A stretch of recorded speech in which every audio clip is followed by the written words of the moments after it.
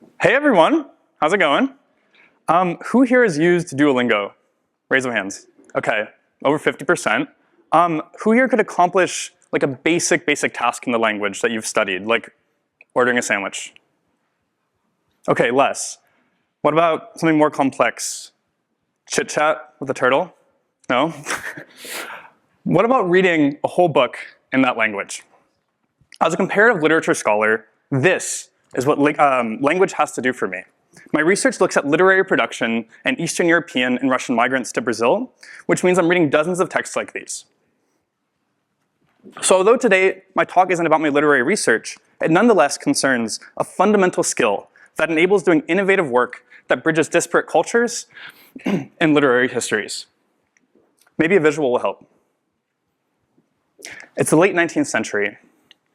Poles are coming to Brazil.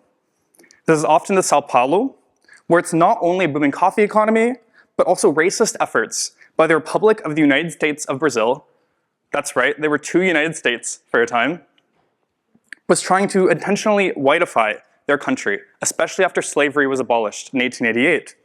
Soon after came Ukrainians, then Russians, then Lithuanians, and of course in Brazil they speak Portuguese.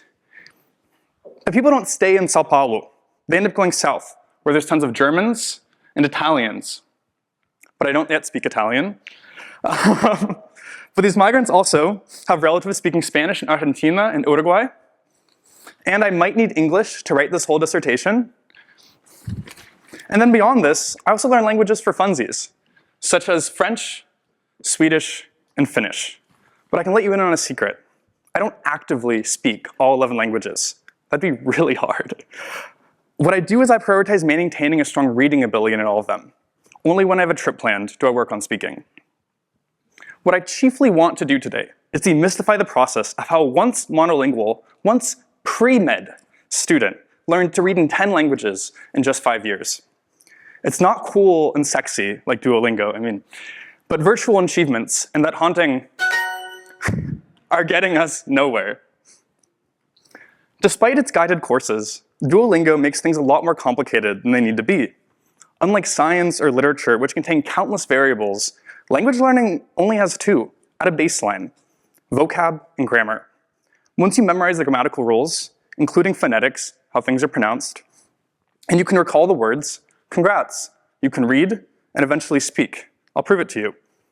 Here is a step-by-step breakdown of how I plan to learn my next language, Norwegian. First, break down the components of a language. How do words get structured to produce meaning? Second, how can I break down the structure into its most atomized parts? Third, what are the most important words in that language? What do I need in 90% of conversations or to write an email? Fourth, practice. And how can I do this that both maximizes my time and my pleasure?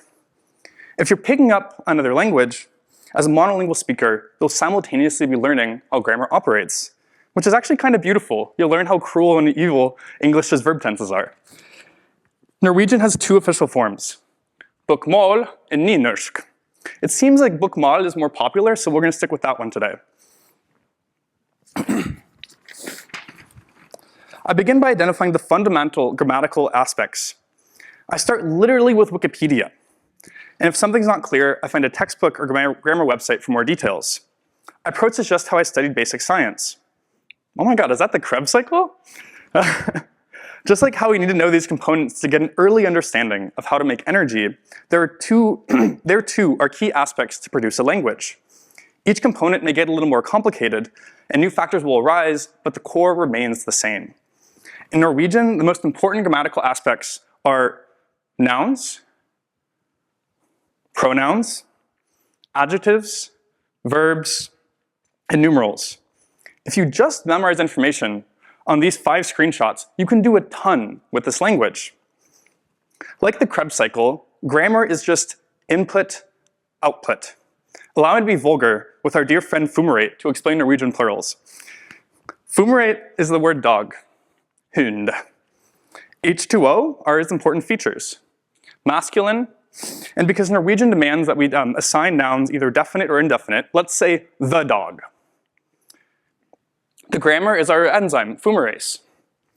And our output is Hühne. When studying, I convert this into flashcards. Why is it? Okay. Ah! Maybe not. I convert this into a flashcard where I'll have on the top, it'll say masculine plural definite nouns on one side, and the back side it'll say NA, converting that rule, the input-output, into a basic form. This is how I begin. I break down all of those screenshots into those bite-sized chunks on those flashcards.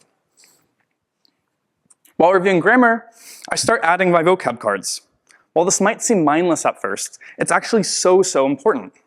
I identify the 2,000 words literally just using a list of the 2,000 highest frequency words in English. Then I use a translator to find their equivalent, confirm its accuracy on a website like Wiktionary, make the vocab card. It really hates these screenshots. And especially if a language has a regular pronunciation, I'll actually record my own audio onto the digital Anki flashcard. I also like to use Anki because the way it's structured is that you review cards at regular intervals, where the more you mess up, the more the card will occur, and the more you're correctly recalling that word, the longer the delay time. So for example, for Swedish today, I'll be reviewing 10 new cards and 63 old ones. 5 years ago, this would have taken me about 20 minutes. Now it's about 10. So to do some math here, if we have 100 cards for grammar and about 2,000 cards for vocab, then you can get a really strong basis in any language just doing 10 cards a day for just over half a year. After these 2,100 words, you have a great 2,100 cards, you have a great base that makes engagement with the language and practice so much more pleasurable. The rest of your flashcards will come after seeing the words in whatever pleasurable content whatever kind of content you crave, whether it's news articles, TV, both trashy and snobby, or maybe learn the lyrics of your favorite 1990s Eurodance pop album. I won't judge. The nice thing is that now that you have a strong base, you only have to learn 1 to 2 new words per sentence, made even simpler by a confident grasp of the grammar. And of course, because I'm talking to a room of nerds, the best practice is always getting out into the world and finding some nice, most importantly patient, friends to practice with. I'll end by noting that this polyglottal life I have used to be entirely unimaginable. I was a first-generation college student, and to this day my mom's never left the country.